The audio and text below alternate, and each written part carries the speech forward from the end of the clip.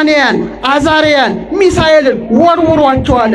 እነዛ ሊወረውሩ ሲጠጉ እሳቱ ወላፈኑ ወርዋሪዎቹን አቃጠለ። 3 ደቂቅ ግን እሳት ውስጥ ተወረወሩ።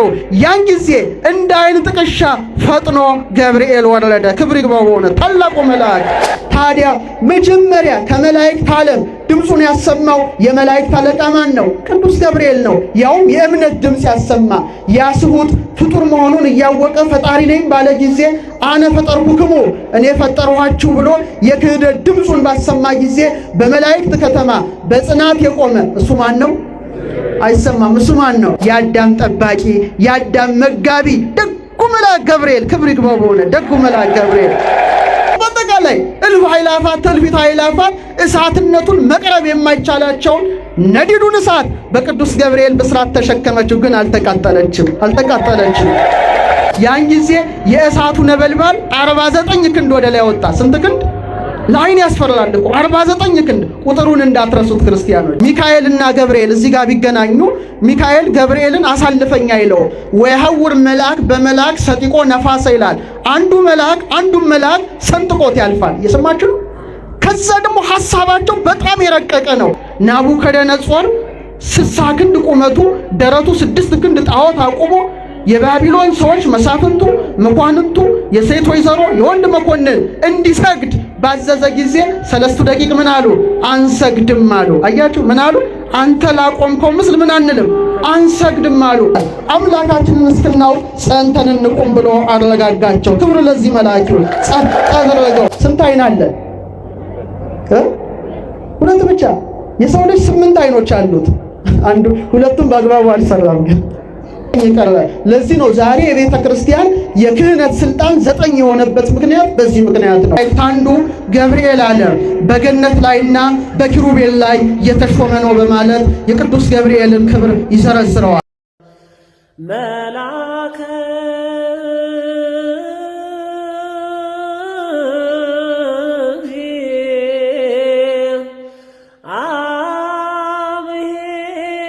እንደምን ሰነበታችሁ?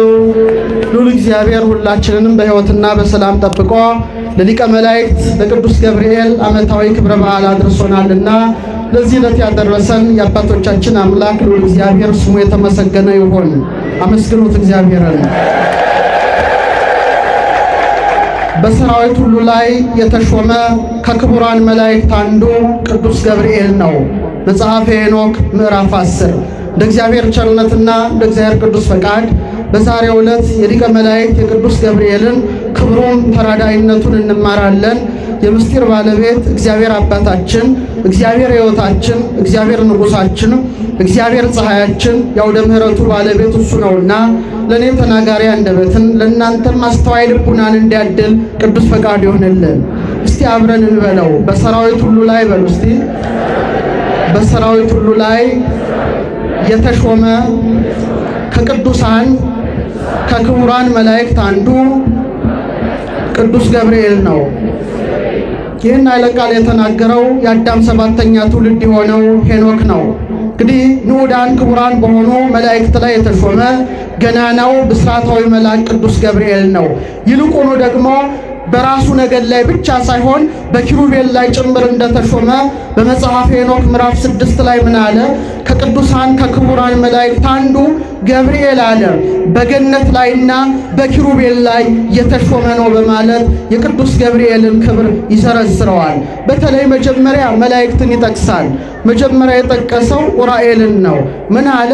ከክቡራን መላእክት አንዱ ኡራኤል በመብረቅና በነጎድጓድ ላይ የተሾመ ነው አለ። ኡራ ማለት ብርሃን ማለት ነው።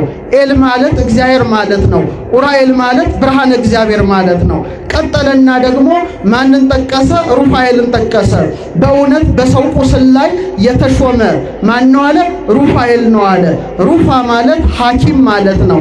ኤል ማለት ምን ማለት ነው? እግዚአብሔር ማለት ነው። ይቀጥልና ለሕዝቡ ባደረገው በጎነት ላይ ለሕዝቡ ተራዳኢ የሆነ ከቅዱሳን መላእክት አንዱ ሚካኤል ነው ይላል።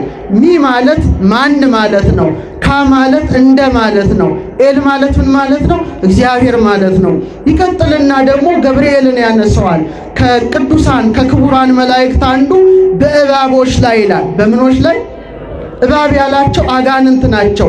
አጋንንት ውሃው ላይ መርዝ እንዳይበጠብጡ የሰው ልጅም እንዳያልቅ በነዛ ላይ የተሾመ ይልቁኑ ደግሞ በገነት ባሉ አዕዋፍ ላይ የተሾመ በገነት ባሉ እጽዋት ላይ የተሾመ ማን ነው አለ? ገብርኤል ነው አለ። ይህ ብቻ አላበቃም። እንደገና በማን ላይ የተሾመ ነው አለ? በኪሩቤል ላይ የተሾመ ነው አለ። ክብር ይግባው መልአክ። ይህን ሁሉ ጸጋ እግዚአብሔር ሰጥቶታል። እንግዲህ የቅዱሳን መላእክትን ክብር ስናይ በሦስቱ ሰማያት ላይ ሰፍረዋል። ገብርኤል የተደራረበ ክብር እንደ ቅዱስ ሚካኤል የተሰጠው መልአክ ነው። ሥላሴ ኢዮርን፣ ራማን፣ ኤረርን ካዘጋጁ በኋላ ለ10 ክፍል ከፍለውታል። የመጀመሪያውን ክፍል አጋይስት ሲሉት አለቃቸው ሳጥናኤል የዛሬው ዲያብሎስ የወደቀው ሰይጣን ነው። ሁለተኛውን ክፍል ገብርኤል የተሾመበት ጨምሮ ኪሩቤል ይባላል። እስቲ በሉት። የሥላሴን ስዕል ስትመለከቱ በስተቀኝ በኩል የሰው ፊትና የአንበሳ ፊት ያለው መልአክ ሲሆን አለቃቸው ኪሩብ ይባላል። ነገዱ ኪሩቤል ይባላል። ገብርኤል በእነዚህ ላይ ጭምር ተሹሟል።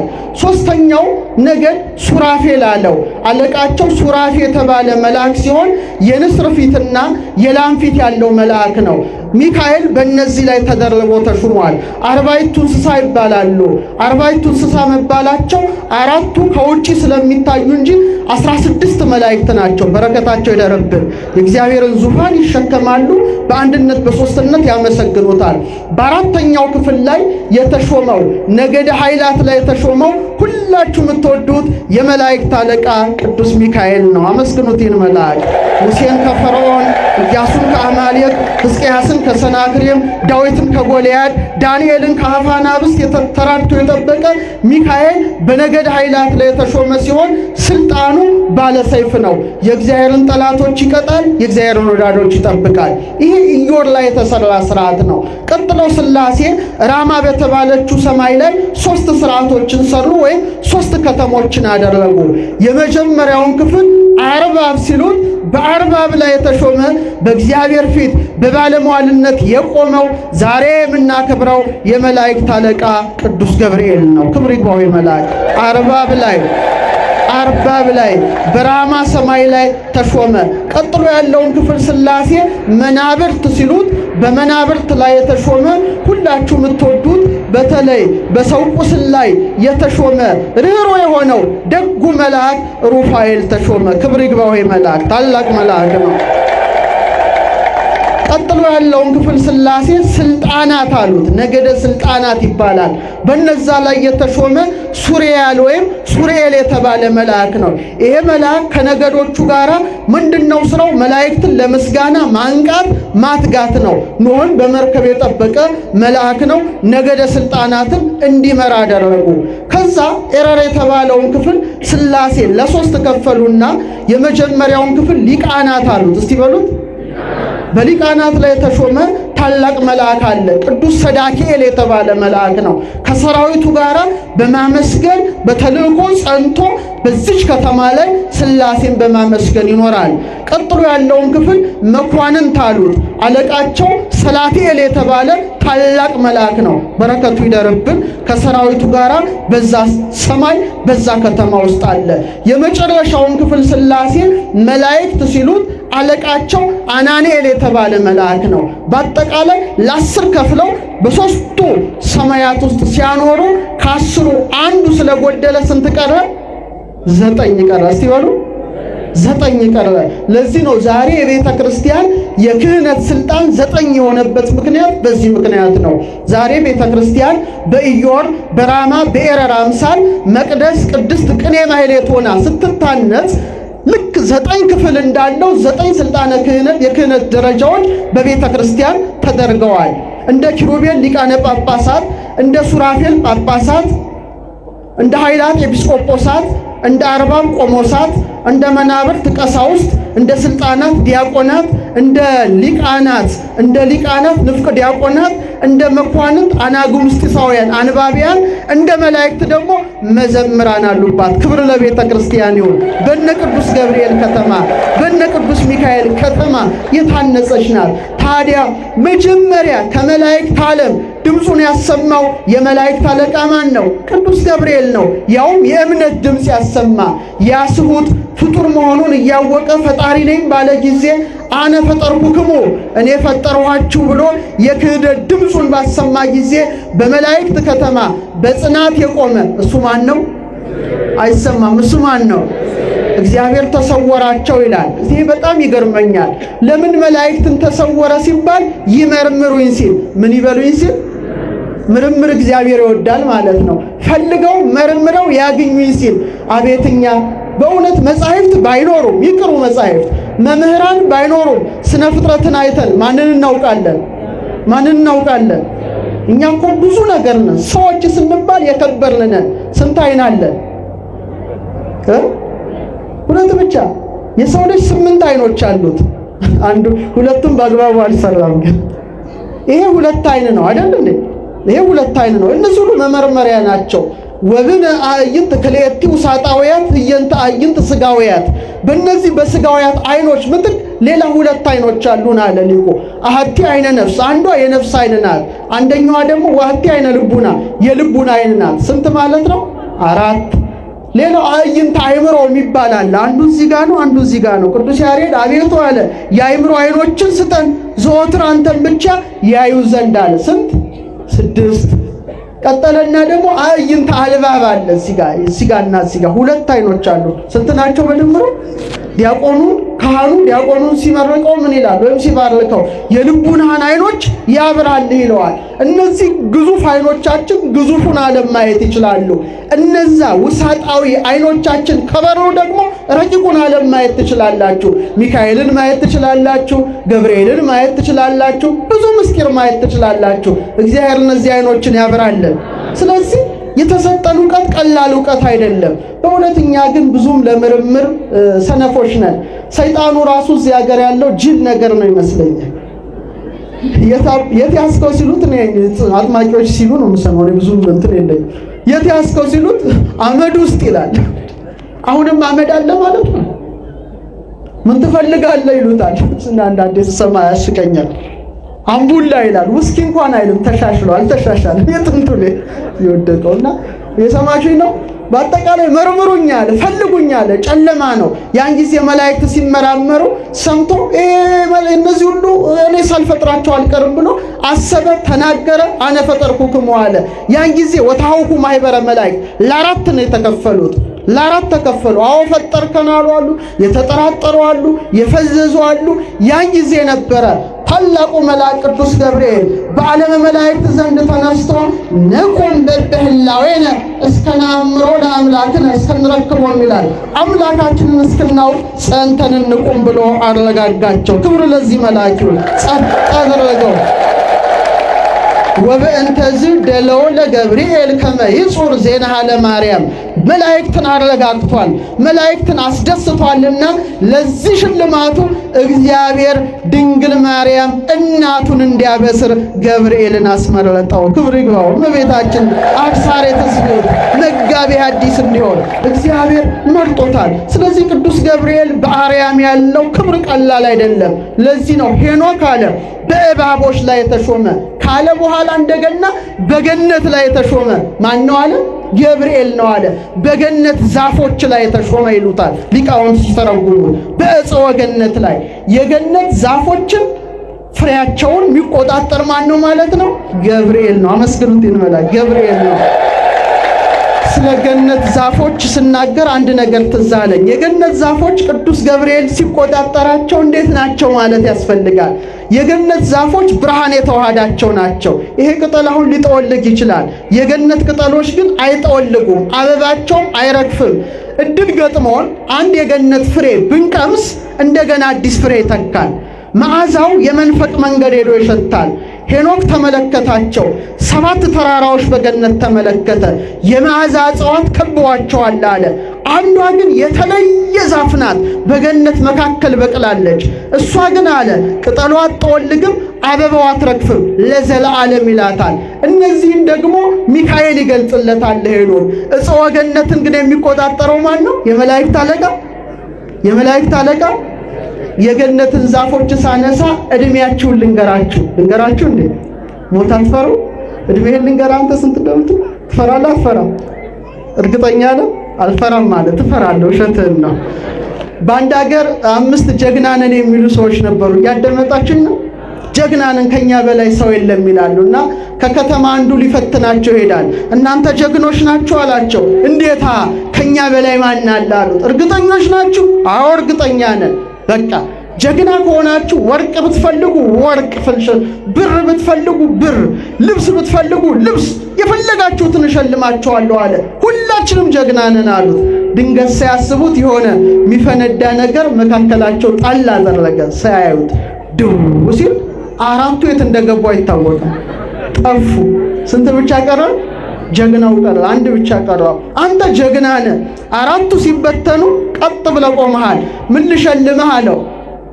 ኧረ ጌታው ተበላሽቻለሁ፣ ትርፍ ሱሪ ካለ ስጠኝ አለ። ምን እንደተከሰተበት ታውቃላችሁላት። ጀግንነት የለምና እድሜ መናገር ያስፈራል ማለት ነው።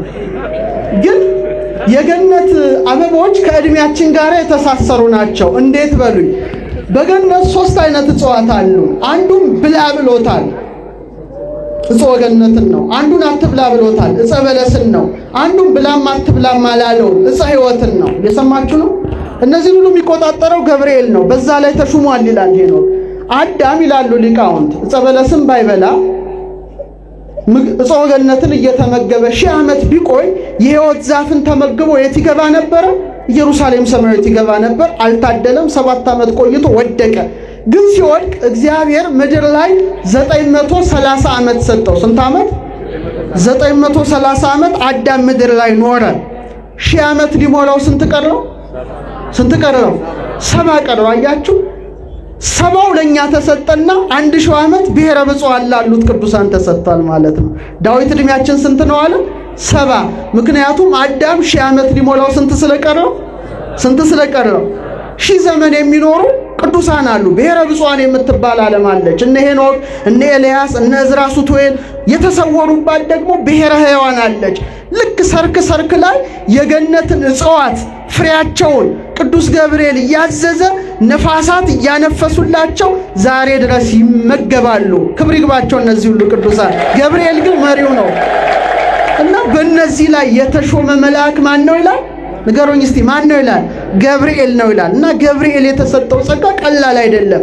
ለዚህ ነው አዳም ሲርበው አዕዋፍን ይሰበስብና አብረል አዝረል የሚባሉ ወፎችን ሰብስቦ በሉ እግዚአ ገነት አዳም ተርበዋል ምግቡን ውሰዱለት ሲላቸው በአፋቸው በጥፍራቸው እያዙ 12 ዋሻ ይመሉለት ነበረ። የአዳም ጠባቂ የአዳም መጋቢ ደጉ መልአክ ገብርኤል፣ ክብር ይግባው በሆነ ደጉ መልአክ ገብርኤል በዚህ በገነት እጽዋት ላይ የተሾመ፣ በኪሩቤል ላይ የተሾመ፣ በውቅያኖስ ላይ የተሾመ የመላእክት አለቃ ማን ነው? ገብርኤል ነው። ስለዚህ የገብርኤል ታላቅ የእምነት አርበኛ በመሆኑ እምነት ያላቸውን ሰዎች ይወዳል። እየሰማችሁኝ ነው? እምነት ያላቸውን ሰዎች ይወዳል። ዛሬ ሃይማኖት በዓል ነው። እሱ በዓለመ መላእክት ዘንድ ጸንቶ ቆሞ መላእክትን እንዳረጋጋ ናቡከደነጾር 60 ክንድ ቁመቱ ደረቱ 6 ክንድ ጣዖት አቁሞ የባቢሎን ሰዎች መሳፍንቱ፣ መኳንንቱ፣ የሴት ወይዘሮ፣ የወንድ መኮንን እንዲሰግድ ባዘዘ ጊዜ 3 ደቂቅ ምን አሉ? አንሰግድም አሉ። አያችሁ ምን አሉ? አንተ ላቆምከው ምስል ምን አንልም አንሰግድም አሉ። ከኔ ማን ያድናቸዋል? መኑ ያድኅነክሙ እምኔ፣ ከኔ ማን ያድናቸዋል? ከሚነደው እሳት ማን ያድናቸዋል ሲላቸው ማን ያድነናል አሉ? እግዚአብሔር ያድነናል። አንተንም እኔንም ሁላችንም የፈጠረ እግዚአብሔር ያድነናል አሉ። ተመልከቱ፣ ገብርኤል በእምነት የጸና መልአክ ነው። አሁን ደግሞ በእምነት የጸኑትን ሊታደግ ሊወርድ እግዚአብሔር ሊልከው ነው።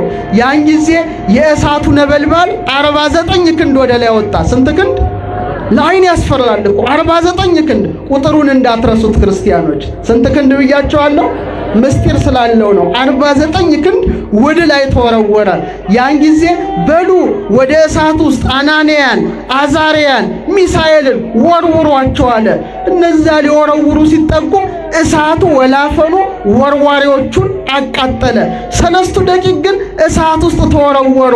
ያን ጊዜ እንደ ዓይን ጥቅሻ ፈጥኖ ገብርኤል ወረደ። ክብር ይግባው በሆነ ታላቁ መልአክ ፍጥነቱን ተመልከቱት። ልክ እሳቱ ሲወረወር መልአኩ ቀድሞ ገብቷል። ምክንያቱም የመላእክት ፍጥነት ከምን ይበልጣል? ከነፋስ ይበልጣል። ነፋስ ረቂቅ ነው አይደል? ነፋስ ረቂቅ ነው። በእጅ አጨብጠውም በዓይንህ አታየውም፣ ግን ዛፉን ቅጠሉን ሲያወዛውዝ ታያለ። ከነፋስ ደግሞ ነፍስ ረቂቅ ናት። ምን ረቂቅ ናት? ነፍሳችን። ለምሳሌ ቆይ እኔ አሰብኩኝ፣ ቤቴን አሰብኩኝ፣ ገነትን አሰብኩኝ፣ ባህር ማዶን አሰብኩኝ። ማሰብ ትችላላችሁ አይደል? ይሄ የምታስቡት ረቂቅ ነፍስ፣ ልብ፣ ቃል፣ እስትንፋስ ያላት ነፍስ ስላለች ናት። ከነፍሳችሁ ደግሞ የበለጠ የረቀቁ ማን ናቸው? መላእክት ናቸው። እስከ ጽርሐ አርያም እስከ በርባሮስ አይናችንን ከፍተን እስክንገልጥ ድረስ መድረስ ይችላሉ። ሚካኤልና ገብርኤል እዚህ ጋር ቢገናኙ ሚካኤል ገብርኤልን አሳልፈኛ አይለውም። ወይሐውር መልአክ በመልአክ ሰጢቆ ነፋሰ ይላል። አንዱ መልአክ ሰንጥቆት ያልፋል። የሰማችሁ? ከዛ ደግሞ ሐሳባቸው በጣም የረቀቀ ነው። ግን ሁሉም ቢረቅ በሥላሴ ዘንድ ግን ረቂቅ ነገር የለም። ረቂቅ ማ ብቻ ነው? አብ ወልድ መንፈስ ቅዱስ ብቻ ነው። ክብር ይግባቸው። ቅጥነተ ህሊና ሆሞ ለመንፈሳውያን በሃበ ቅጥነቱ ከመእንተ ሥጋ ገዚፍ ይላል አረጋዊ መንፈሳዊ። የገዘፈ ተራራ ነው።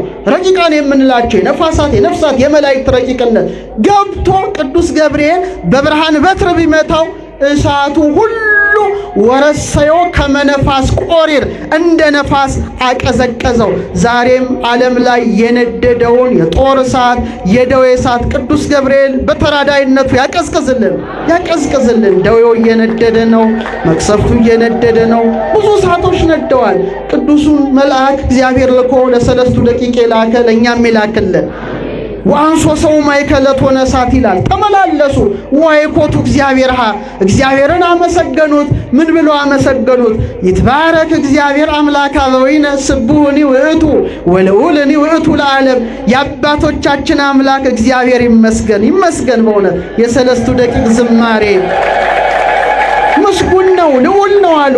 ቀድሞ አሉ ዮርዳኖስን ከፈለ፣ በኋላም ባህር ኤርትራን ዮርዳኖስን ከፈለ። ለእኛም የእሳቱን ባህር ከፍሎ አቀዝቅዞናልና የአባቶቻችን አምላክ እግዚአብሔር ይመስገን ብለው 6 ጊዜ አመሰገኑ። ስንት ጊዜ? ከዛ በኋላ ደግሞ 33 ጊዜ መዝሙር ዘመሩ። ይባርክዎ ሁሉ ግብረ እግዚአብሔር። እግዚአብሔር የፈጠራቸው ፍጥረታት ሁሉ ማንን ያመሰግኑታል? እግዚአብሔርን። ስንት ጊዜ? 33 ጊዜ። አሁን ሂሳብ ውስጥ ልንገባ ነው። የእሳቱ ክንድ ስንት ላይ ወጣ? ስንት ላይ? በጣም ጥሩ። ይትባረክ ይመስገን ብለው ስንት ጊዜ ዘመሩ? 6 ጊዜ። አዎ ያመሰግኑታል። 33 ይመስገን ስንት ጊዜ? 6 ጊዜ። 49 ሲደመር 6 ስንት ነው? እሳት ውስጥ ሆነው ነው ይሄን ያሉት። ስንት ነው? እንዴት አይነት የሂሳብ ችሎታ አለ! እዚህ ሂሳብ ሽሙ ሳይሆን አይቀርም። 55 ስንት ጊዜ? 55 እንዳትረሱት ቁጥሩን። ነፍሳት ሲኦል ውስጥ እሳት ውስጥ የቆዩት ስንት ዓመት ነበረ? 5000 ተመልከቱ። አያችሁ 55 ጊዜ እሳቱ 49 ክንድ ወጥቶ በእሳት ውስጥ ሆነው 6 ጊዜ ይሄን ማለታቸው 55 ይሆናል። ሊቃውንት ሲያመሰጥሩት 5500 ዘመን ነፍሳት በሲኦል የመኖራቸው ምሳሌ ነበረ። 6 ጊዜ ይህን መዘመራቸው በ6ኛው ሺህ አምላክ ነፍሳትን ከሲኦል ሊያወጣ ምን ሆነ? ተወለደ። ክብር ይግባው አምላካችን ክርስቶስ። ቀድሞ የተላከው ማን ነው? ገብርኤል ነው። ሰለስቱ ደቂቅም ጋር የመጣው ማን ነበረ? ገብርኤል ነበር አሉ። 6 ጊዜ መዘመራቸው እኛ እሳት ውስጥ በተጣልን በ600 ዓመት እውነተኛው አዳኝ መሲሁ ክርስቶስ ይመጣል ማለታቸው ነበረ። ይባርክዎ ያመሰግኑታል እያሉ 33 ጊዜ መዘመራቸው አምላክ ሰው ሆኖ ስንት ዓመት በምድር ላይ ይኖራል ማለታቸው ነው? 33 ዓመት። ለዚህ ሁሉ ደግሞ ምክንያት የሆነው ታላቁ የመላእክት አለቃ ገብርኤል ነው። ክብር ይግባው። ተመልከቱ። ናቡከደነጾር ውጡ አላቸው። ደነገጠ። እኔ 3 ሰዎች ነበር አስረን የጣልነው። ወራቡ ይመስል ገልጹ ከመወልደ እግዚአብሔር፣ 4ተኛው የእግዚአብሔር ልጅን ይመስላል ፊቱ አለ። እሱ ማን ነው? ገብርኤል ነው። ገብር ማለት ምን ማለት ነው? በዕብራይስጥ ኃያል ማለት ነው። ኤል ማለትስ እግዚአብሔር ማለት ነው።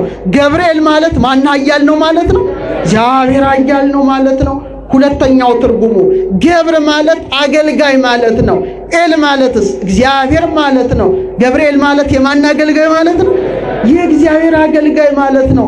ስሙ ራሱ ስራውን ይመራል። በእውነት አምላክ ሰው ሆነ፣ ሰው አምላክ ሆነ የምንለውን ምስጢር በስሙ የተሸከመ ታላቁ መልአክ ማን ነው? ዛሬ ገብርኤል በእምነት የጸኑትን ይጠብቃል። እሱ እውነተኛ የሃይማኖት አርበኛ ሆኖ በአርያም የተነሳ እሳት ውስጥ የተወረወሩትን ፈጥኖ የተራዳ፣ የሚጠራጠሩትን ግን አንደበታቸውን ይዘጋል። እየሰማችሁ ነው? አንደበታቸው ምን ይላል? ያትማል። ዘካርያስ ተጠራጠረው። ሲጠራጠረው አንደበት ምን ይሁን አለው? ድዳውን አለው። ይሄ እስኪፈጸም ድረስ አነ ውእቱ ገብርኤል ዘእቀውም ቅድመ እግዚአብሔር፣ እኔ በእግዚአብሔር ፊት የምቆመው ማን ነኝ አለ? ገብርኤል ነኝ አለ። እንደ ገብርኤል ያለ ማን አለ? ከሁሉ ገብርኤልን ስታነሱ ደስተኛነቱ ይመጣባቸዋል። ፍስሐ ገጽ ነው። ደስ ያለው መልአክ ነው። ሚካኤል በርህራሄው፣ ገብርኤል በደስታኛነቱ ይታወቃሉ። ሚካኤል በምኑ? በርህራሄው።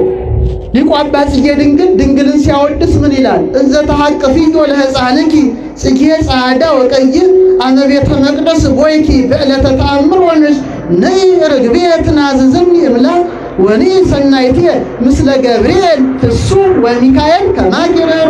ነጭም ቀይም አበባ ልጅሽን ታቅፈሽ በተአምር ዕለት ወደ ቤተ መቅደስ በገባሽ ጊዜ ርግበ ኖህ፣ ርግበ ዳዊት፣ ርግበ ሰሎሞን ድንግል ከሐዘን ከለቅሶ ታረጋጊን ዘንድ ወደ እኔ ነይ። ስትመጪ ግን ብቻሽን አትምጪ። ደስ ካለው ከገብርኤልና እንዳንቺ ርኅሩህ ከሆነው ከሚካኤል ጋር ነይ። ድንግል ማርያም ትምጣ ሚካኤልን ገብርኤልን አስከትላ። ደስተኛ መልአክ ነውና ፍስሐ ገጽ ይባላል። ኤፍሬም ምን ይለዋል? ፍስሐ ገጽ፣ ደስተኛ መልአክ። በቃ ለዘካርያስ ደስታን ያበሰረው። እንደገና ደግሞ ድንግል ማርያም ጋር አቤት! አሁን እኮ በዓለ ልደት ቀርቧል። በናፍቆት እየጠበቅን ነው አይደለም? አምላካችን በከብቶች ግርግም ሊወለድ ገብርኤል ለእረኞች ሊነግራቸው ተቃርቧል። ጊዜው ተቃርቧል። ሁላችንም በዓለ ልደትን በጉጉት እየጠበቅን ነው። መጋቢት 29 ድንግል ማርያም በቤተ መቅደስ ተቀምጣ ሐርና ወርቅን እያስማማች ስትፈትል ወእንዘ ትፈትል ወርቅ ወሜላተ አስተራያ ገብርኤል ግብተ እየወደቀ እየተነሳ በፈጣሪው እናት ፊት ቆሞ ጸጋን የተመላሽ ደስተኛይቱ ደስ ይበልሽ አላት ገብርኤል። ደስ ይበልሽ እመቤታችን፣ ምልዕተ ጸጋ፣ ምልዕተ ክብር፣ ምልዕተ ውዳሴ ደስ ይበልሽ ቡርክት አንቲ እምአንስት አበሰራት። እሷም ተከራከረችው። መጨረሻ ለእግዚአብሔር የሚሳነው ነገር የለም አለ። እሷም ነይ አመተ እግዚአብሔር፣ እኔ እግዚአብሔር አገልጋዩ ነኝ። እኔን አገልጋዩን ለእናትነት ካበቃኝ ይኩነኒ በከመ ትቤለኒ፣ እንደ ቃልህ ይደረግልኝ ባለሽ ጊዜ በቅዱስ ገብርኤል ብስራት ቃሉን በተስማማሽ ጊዜ ቅድመ ዓለም የነበረ ያለ የሚኖር ተቀዳሚ ተከታይ የሌለው አካላዊ ቃል በማህፀኗ አደረ። ደስ ይበላችሁ። አምላክ ሰው ሆነ፣ ሰው አምላክ ሆነ። ለዚህ ሁሉ ታላቅ አዋጅ ነጋሪ ሆኖ የተላከ ማን ነው? ንገረኝ፣ ማን ነው? ቅዱስ ገብርኤል ነው። አቤት በማህፀነ ድንግለት ሊቁ ምን አለ? መልአክን እያይመረ ዕለተ ምጽአቱ ለቃል አምላክ ሰው አምላክ የሆነበትን ምስጢር ከባለቤቱ በቀር ማን ሊያውቅ ይችላል? በቅዱስ ገብርኤል ብስራት ድንግል ማርያም እሳቱን ቻለችው። ምኑን ቻለችው? እናንተ ጧፍ ይዛችሁ በእጃችሁ ለአንድ ደቂቃ ጣታችሁን ጧፍ ውስጥ መክተት ትችላላችሁ? ያቃጥላችኋል። ተመልከቱ፣ ደካሞች ነን። የጧፍ እሳት እንኳን ለአንድ ደቂቃ መንካት አንችልም። ድንግል ማርያም ግን እነ ገብርኤል እነ ሚካኤል አጠቃላይ እልፍ ኃይላፋት ትልፊት ኃይላፋት እሳትነቱን መቅረብ የማይቻላቸውን ነዲዱን እሳት በቅዱስ ገብርኤል ብስራት ተሸከመችው። ግን አልተቃጠለችም። ያሬድ በድጓው ላይ በቃለ ኃይሉ ዘይፌትት በረደ ድንግል በከርሳ አግመረት ነደ እምግርማ እበዩ ሙሴ ዘረይደ እሞ ወላዲቶ ኮነቶ ገሃደ። በክረምት ወቅት አለ በረዱን የሚፈረ የሚያፈረካክሰው ሙሴ ሲና ተራራ ላይ የተንቀጠቀጠለት ነዲዱን እሳት በቅዱስ ገብርኤል ብስራት ድንግል ማርያም በማኅፀኗ ቻለችው፣ እናቱን ወላጁን ሆነችው። ክብር ይግባት እናታችን። ክብሯ ከኪሩቤል ክብሯ ከሱራፌል ይበልጣል። ቅዱስ ገብርኤል ኪሩቤልን ሊመራ ይችላል። ሚካኤል ሱራፌልን ሊመራ ይችላል። ሄኖክ እንደተናገረው ኪሩቤልና ሱራፌል የማይችሉትን ነዲድ እሳት የተሸከመች ግን ማናት? ገብርኤል የሚመራው ነገደ ኪሩቤል ሕዝቅኤል ተመለከተ። ዙፋኑን መንካት አቅቷቸው እግዚአብሔር ያሳያችሁ በሰረገላ ነበር የሚሄዱት ይላል። ኮቦር በምትባል ወንዝ ተቀምጦ ሳያቸው እንደዚህ በመሰሶ ወይም በመንኮራኩር ዙፋኑን ተሸክሞ እግዚአብሔር በላያቸው ተቀምጦ ሕዝቅኤል ተመለከተ። ያንን ነዲድ እሳት በጀርባዋ ለማዘል በክንዷ ለመታቀብ በማኅፀኗ ለመሸከም በቅዱስ ገብርኤል አብሳሪነት የተመረጠችው ማናት? በአንድ ድምፅ። ስለዚህ ከኪሩቤል አትበልጥም? ከሱራፌል ከፍ አትልም? ይእቲ ተአቢም ኪሩቤል፣ እሷ ከኪሩቤል ትበልጣለች። ወትፈደፍዲም ሱራፌል፣ ከሱራፌልም ትልቂያለሽ። እስመ ሱራፌል ወኪሩቤል በሰረገላ እሳት ይጸውርዎ፣ ልጅሽን ኪሩቤልና ሱራፌል በእሳት ሰረገላ ይሸከሙታልና። በምን? በእሳት። ወበምስናቲው ዘእሳት ይሴኖ መንበሮ፣ ዙፋኑንም በእሳት ምሰሶ ይደግፋሉና። አንቲ ሰጦርኪዮ በከርስኪ፣ አንቺ ግን ያንን አምላክ በማኅፀንሽ ተሸከምሽው። ወአቀፍኪዮ በአብራክኪ፣ በጉልበቶችሽም ታቀፍሽው። ወአዘልኪዮ በዘባንኪ፣ በጀርባሽም አዘልሽው። ህየንተ ሰረገላ እሳት አብራክኪ ኮና፣ በእሳቱ ሰረገላ ፋንታ ጉልበቶችሽ ተተኩ። እነዛ በሰረገላቸው እሷ በጉልበቷ። ህየንተ ምጽናቲው ዘእሳት እደውኪ ኮና፣ በእሳቱ ምሰሶ ፈንታ እጆችሽ ተተኩ። እነዛ ዙፋኑን መንካት አቅቷቸው በእሳት ምሰሶ ደገፉ። ድንግል ማርያም ግን ዓለምን የሚደግፈውን ጌታ ሕፃናትና ላይ ወርዳቸዋል ብለው እንዲደግፏቸው ደገፈችው። ደስ ይበላችሁ። በቤተልሔም ግርግም ገብርኤል ተደሰተ። ነዋ ተወልደ ለክሙ እግዚኦ መድኅን ዘይከውን ፍስሐ ለኩሉ ዓለም፣ ለዓለም ሁሉ ደስታ የሚሆን የምሥራች ነግራቸዋለሁ። ዛሬ በዳዊት ከተማ መድኃኒት እርሱም ክርስቶስ ጌታ ተወልዶላቸዋል ብሎ ከሰራዊቱ ጋር ገብርኤል ለኢየሱስ ክርስቶስ ዘመረ። ክብር ይግባው። በእውነት ይሄ መልአክ ነው። በእውነት ቅዱስ ገብርኤል በረከቱ ይደርብን። ይህን ሕንፃ ቤተ ክርስቲያን ጀምራቸዋል። እንዴት ያስደስታል! በእውነት አጨረሱትም ወይ? የገብርኤልን መቅደስ እኮ መስራት ማለት መባረክ ማለት ነው። እንደነ አናንያ እንደነ አዛርያ እንደነ ሚሳኤል ያለ ጸጋን መጎናጸፍ ነው እና እኔ በጣም ሳይወጅግ ደስ ብሎኛል። በእውነት አዲስ አበባ እንደዚህ አይነት ትልቅ ሕንፃ ቤተ ክርስቲያን አላየሁም። ምናልባት ቦሌ መድኃኔዓለምን ይበልጣል አባታችን። እንዲህ መላከ ጽዮንማ ይሄን ቤተ ክርስቲያን ማስፈጸም አለባቸው። ለዚህ ይሄን ሳይ አንድ ነገር ትዝ ብሎኝ ነው። ጎንደር ደብረ ብርሃን ሥላሴን ያየ ሰው ጎንደር አጼ ኢያሱ አድያም ሰገድ ያሰሩት እስቲ አጨብጭቡ። ያያችሁ እስቲ ያላያችሁስ? ጎበዞች እኮ ናችሁ። ሀገራችሁንም አታውቁ ማለት ነው። አሜሪካን ነው የምንናፍቀው እኛ።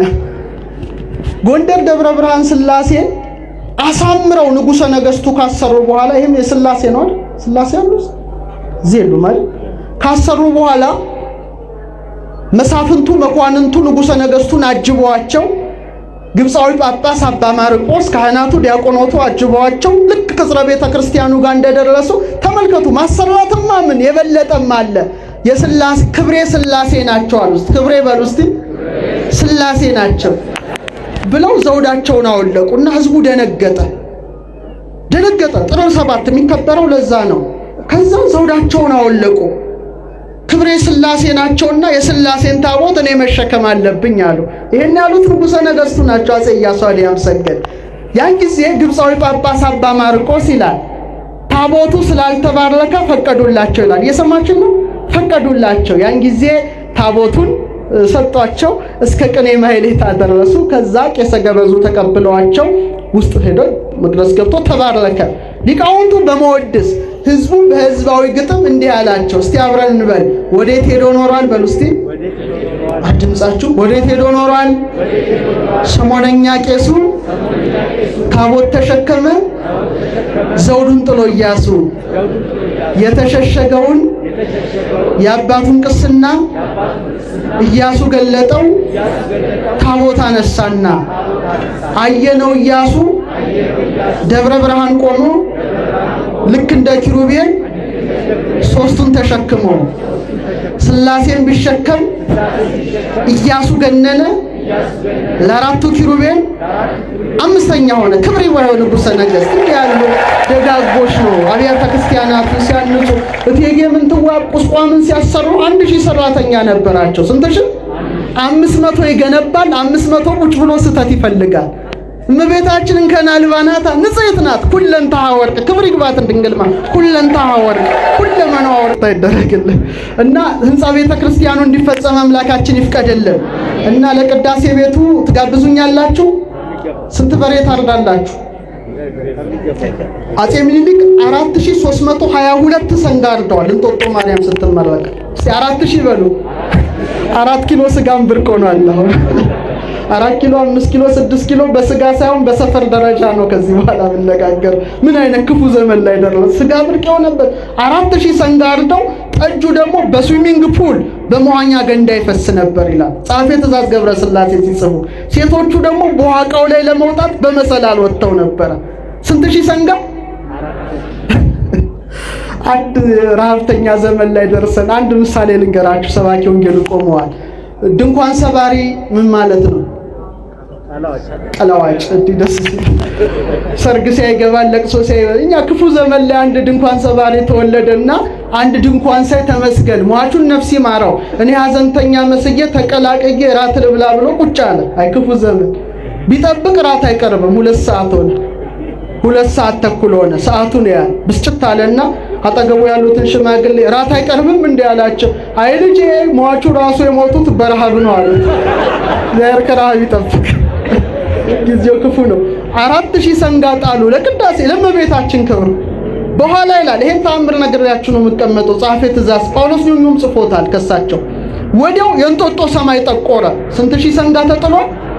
ጠጁ በመዋኛ ገንዳ ነው የሚፈሰው። ያ ዘመን በተወለድን ባካችሁ ምን አይነት ዘመን ላይ ተወለድን። እና ሰው ራሱ ጠግቦ መንገድ ላይ የተኛ ጅብ ስንቱን ጨርሶታል። በዛ ሰዓት ከጥጋብ የተነሳ ነው።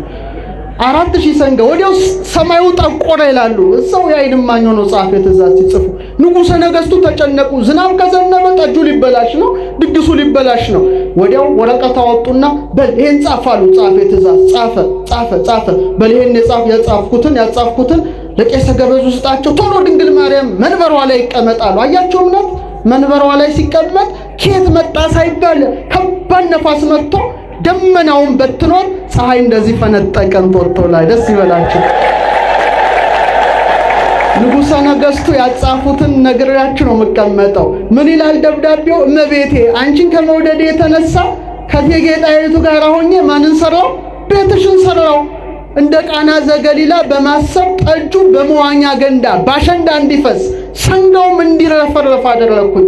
ድንግል ማርያም አሁን ግን ዝናብ መጥቶ ድግስሽን ሊያበላሽብሽ ስለሆነ የዝናቡን ጌታ ልጅሽን ተቆጪው ነበር። አማለደቻቸው ድንግል ማርያም። እንዲህ ያሉ የእምነት ሰዎች ነበሩና እንግዲህ ክቡር መልአከ ጽዮን እንግዲህ 4000 ሰንጋ ባይሆንም 44 በሬ ግን ታዘዋል። እግዚአብሔር ፈቅዶ ደግሞ ተመርቆ ለመደሰት ያብቃል። ማህበረ ካህናቱ እናንተንም ይጠብቅልን። ያስተማረን አምላክ ስሙ የተመሰገነ ይሁን። ሊቀ መላእክት ብርሃናው ደስተኛው መልአክ በሕይወታችሁ ሁሉ ደስ ያሰኛችሁ፣ በትዳራችሁ በኑሯችሁ ሁሉ ደስታን ይስጣችሁ። ወስብሐት ለእግዚአብሔር።